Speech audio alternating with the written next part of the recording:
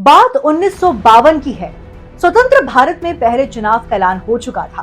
हरियाणा के रेवाड़ी शहर से सटे गांव रामपुरा के घर से सेना में कैप्टन पद से नौकरी छोड़कर आया एक लड़का इसी शहर से आजाद उम्मीदवार के तौर पर चुनावी मैदान में उतर गया।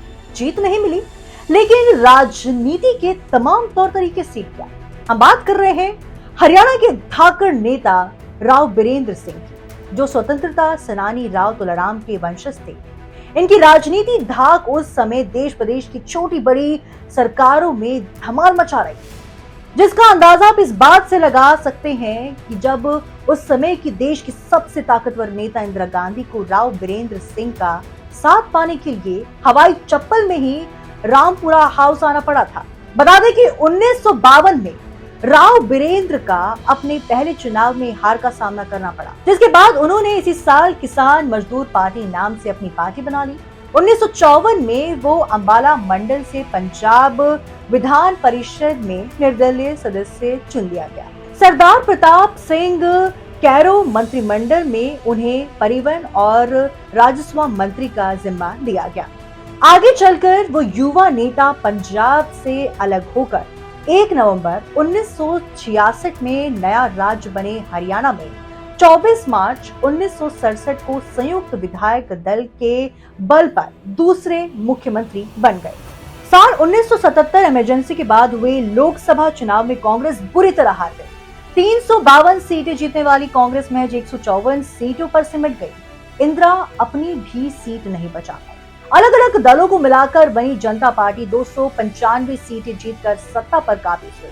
मोरारजी देसाई देश के पहले गैर कांग्रेसी प्रधानमंत्री बने। राजनीतिक गलियारों में इंदिरा युग खत्म होने की बातें होने लगी। ये वो दौर था जब कई राज्यों में कांग्रेस से टूटकर छोटे छोटे दल बन गए थे। हरियाणा में तो कांग्रेस खाता भी नहीं खोल पाई थी।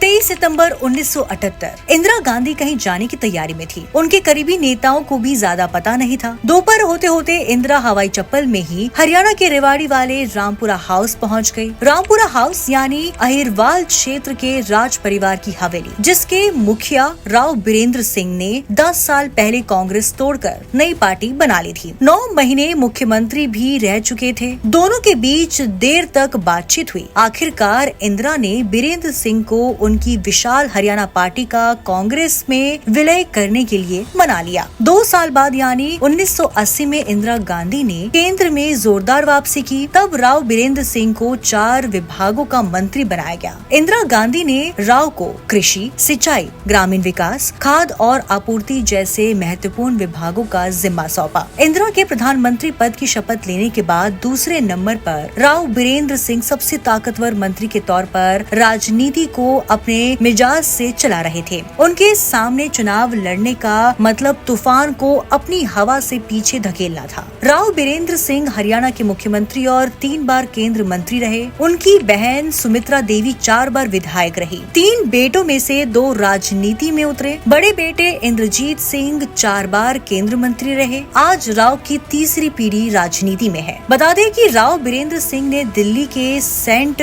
स्टीफेंस कॉलेज से ग्रेजुएशन किया। 1942 में वे अंग्रेजों की फौज में भर्ती हुए और दूसरे विश्व युद्ध के दौरान बर्मा में तैनात भी रहे। 1947 में उन्होंने रामपुरा हाउस की विरासत संभालने के लिए सेना से रिटायरमेंट ले लिया। तब वे ब्रिटिश आर्मी में कैप्टन थे। 1949 से 50 में उन्होंने IPS परीक्षा पास की, लेकिन सर्विस ज्वाइन नहीं किया। यहाँ से उन्होंने राजनीति की तरफ बढ़ने का फैसला किया और 1952 में पहली बार हिंदू महासभा के टिकट पर चुनाव में उतरे, लेकिन हार गए। भले ही आज के राजनीतिक परिवेश में काफी बदलाव आया हो, लेकिन अहिरवाल में एक समय ऐसा था जब यहाँ की राजनीति पूर्व मुख्यमंत्री राव बीरेंद्र सिंह के इशारों पर चलती थी।